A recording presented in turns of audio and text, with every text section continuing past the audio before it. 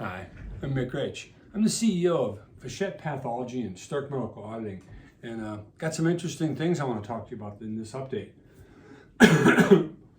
First of all, a lot of our clients, our lab clients and hospitals that are billing through the uninsured patient portal. Interesting situation there.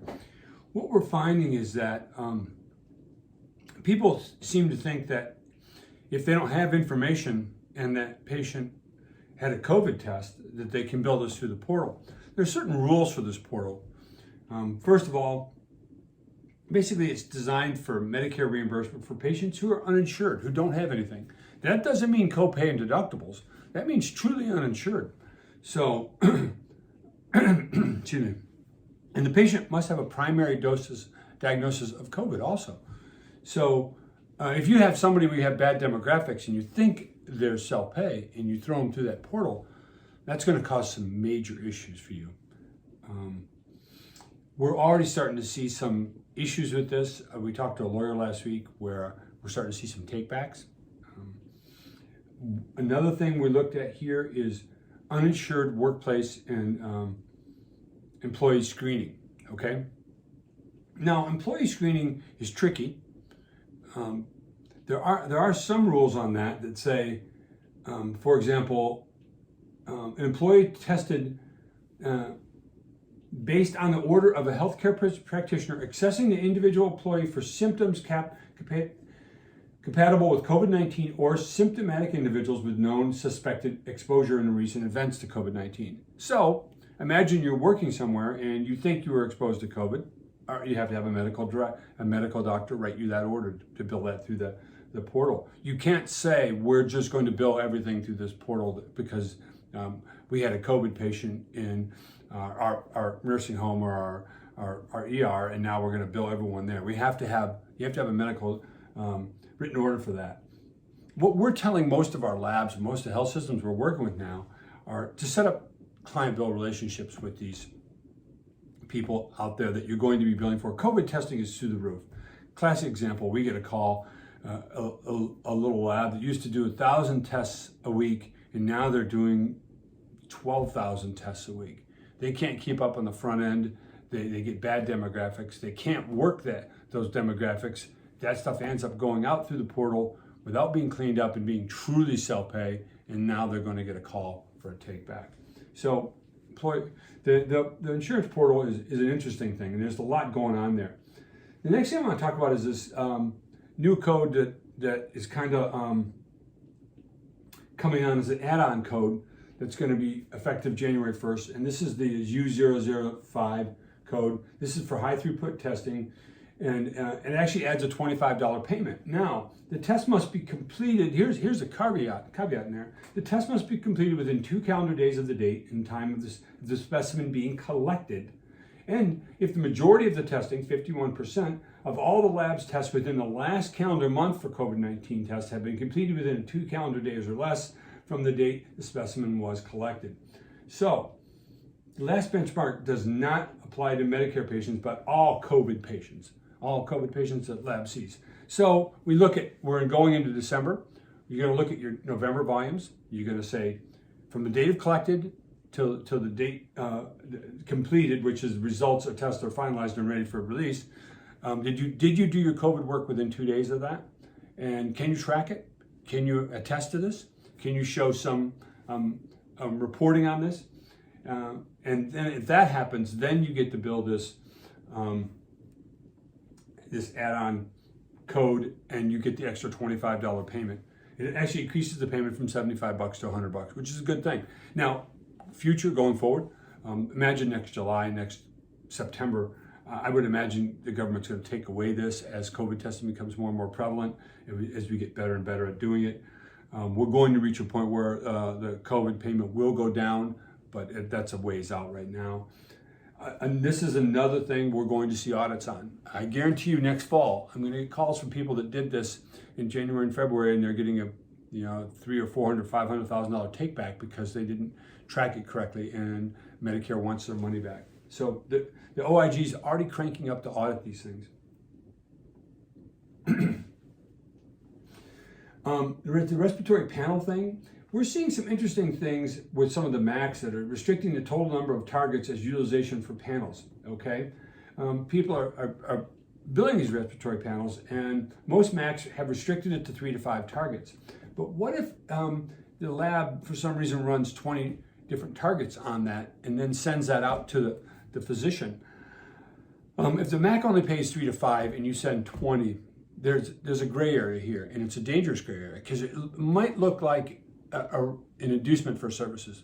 Medicare might say you're providing those other 15 targets and results in return for something from that provider. Okay, this is an inducement. This is a tricky thing. We're going to see this take place too. We will see audits on this. We will say, why did you run 20 panels or 20 targets on this panel and give them to the doctor when Medicare only pays 5? That's going to be the rule. Boom. So figure that out. You're going to get audited on that. It's going to happen. A couple other things. We're seeing some different issues now with the government relief updates. The government has said basically for the Medicare advance monies, the borrowers have 12 months from the date of the disbursement of the loan before recouping begins, so that's good. The MACs will recoup 25% on new claims for the first 11 months and 50% on new claims for the following 6 months until completely recouped. So if you took Medicare advance money, start looking for this on your EOBs. They will take this money back. This will mess up billing too, because I can guarantee you there's billers and softwares out there that aren't used to tracking recoupments like this. The interest rate on this has also been lowered from 10.25%, wow, ouch, to 4%. So that's a good thing. Maybe one last thing to talk about going forward is that we see a lot of these changes. There's so much going on. Check our website. We update our website literally daily because the rules are changing on us, all this. We know this. We know a lot of our pathology groups are working with their hospitals to get COVID up and running and make sure it's done right. We've been brought in there. A lot of independent labs, we're working with them on their COVID side and try to get things correct. Heck, they're struggling even to get data entry down.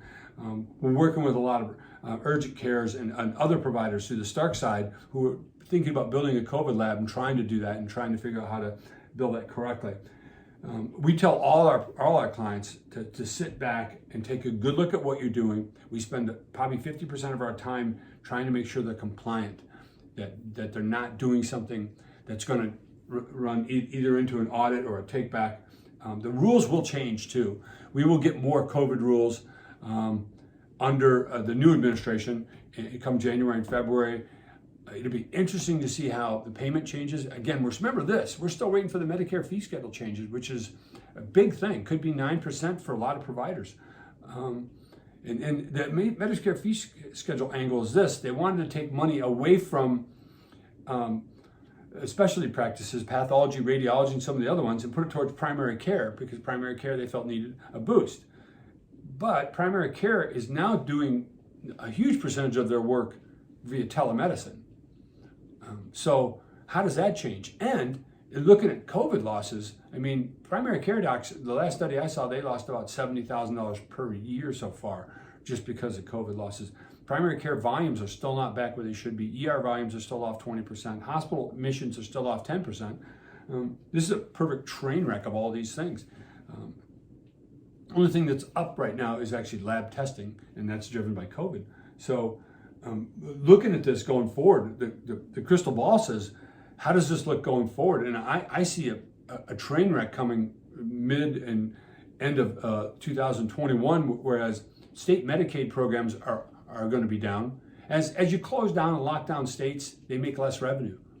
Here in Michigan, we closed down the restaurants again for 3 weeks. So all that revenue can't go to the state, okay? So what does that mean? That means the state can't pay their Medicaid bill, all right? So Medicaid becomes a problem. So we're going to see states retracting on their Medicaid payments. Second, as the federal government makes less money and prints more money and pays out more money, they're going to have to retract their budgets too. I mean, there's going to come a point where the numbers don't make sense. So I see this big issue coming next fall. Maybe we don't get the 9 or 10% pay cut this year for some of the providers, but I think maybe next year everyone gets a 10% pay cut as they try to level it out. If not, we can't continue to print money and give money out without seeing some rapid inflation. And imagine if you're a medical practice, your costs go up, your $15 minimum wage, that goes up, your office space goes up, everything goes up, but you can't pass that on to consumer because you're stuck at a set rate for Medicare and Medicaid, which are tied to insurance plans. So you have all your costs going up and you have your revenue basically stagnant. So your margin becomes less and less and less. And this will drive some consolidation within the industry. We're going to see more health systems merge. We're going to see more provider practices merge. Probably the end of 21, 22 will be a big time for that if we don't figure out a way to get the economy going again. Just as a final note here, I checked the U6 unemployment, which is the true unemployment. People have been unemployed for more than 18 months. It's 12%, and it's not going anywhere. That number could get to 20%, and that bodes really bad for the economy and providers going forward. Again, I'm Mick Raich. Thanks for listening to me expound on some of these concepts and ideas. I'd love to chat with you. Our numbers are here on the video, and hey, have a great day. Take care. Bye.